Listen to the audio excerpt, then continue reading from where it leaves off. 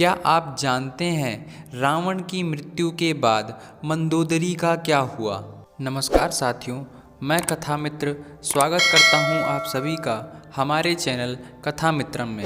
साथियों, हम सभी जानते हैं दुष्ट रावण माता सीता को छल पूर्वक अपहरण कर लंका ले गया था। प्रभु श्री राम के कई बार शांति प्रस्ताव को भेजने के बावजूद जब रावण ने माता सीता को नहीं छोड़ा तो परिणाम स्वरूप रावण और राम के बीच भीषण युद्ध हुआ, जिसमें रावण के सभी भाई और उसके पुत्र मारे गए।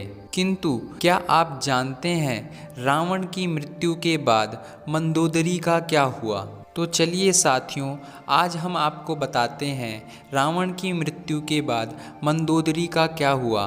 साथियों, हमारे चैनल पर हर दिन ऐसी ही कहानियाँ अपलोड की जाती हैं, इसलिए आपने अगर अभी तक हमारे चैनल को सब्सक्राइब नहीं किया है तो चैनल को सब्सक्राइब कर नोटिफिकेशन बेल को प्रेस कर दें, ताकि हमारी आने वाली और भी कहानियाँ आपको सबसे पहले मिल सकें। तो साथियों, चलिए चलते हैं हमारी आज की कहानी की ओर।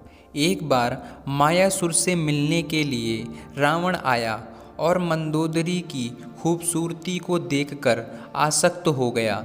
रावण ने मंदोदरी से विवाह करने का प्रस्ताव दिया, लेकिन मायासुर ने उस प्रस्ताव को खारिज कर दिया।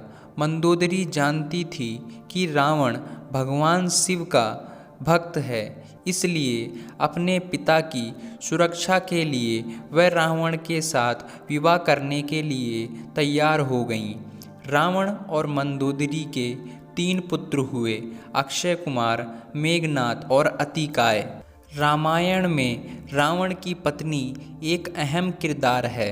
कहा जाता है कि वह एक अप्सरा की पुत्री थी जो अत्यधिक आकर्षक थी और शक्तिशाली। रावण की पत्नी होने के नाते हर सुख और वैभव उनके कदमों में था। मगर राम से युद्ध के बाद जब रावण का अंत हो गया तो मंदोदरी की कहानी का भी कायापलट हो गया। उनके बारे में अधिकांश लोगों को नहीं पता कि उन्होंने विभीषण से बाद में विवाह कर लिया था। इसके लिए भगवान राम ने ही मंदोदरी को सलाह दी थी। लंकापति रावण की मृत्यु के बाद श्री राम ने विभीषण को राजपाट सौंप दिया था। रामायण के अनुसार भगवान राम ने मंदोदरी को यह सुझाव दिया कि वह विभीषण से विवाह कर लें। साथ ही उन्होंने ये भी याद दिलाया कि वह अभी लंका की महारानी हैं, बलशाली रावण की विधवा हैं। जब भगवान राम अपनी पत्नी सीता और भ्राता लक्ष्मण के साथ वापस अयोध्या लौटे, तब मंदोदरी ने खुद को महल में कैद कर लिया। उन्होंने बाहर की दुनिया से संपर्क समाप्त कर लिया।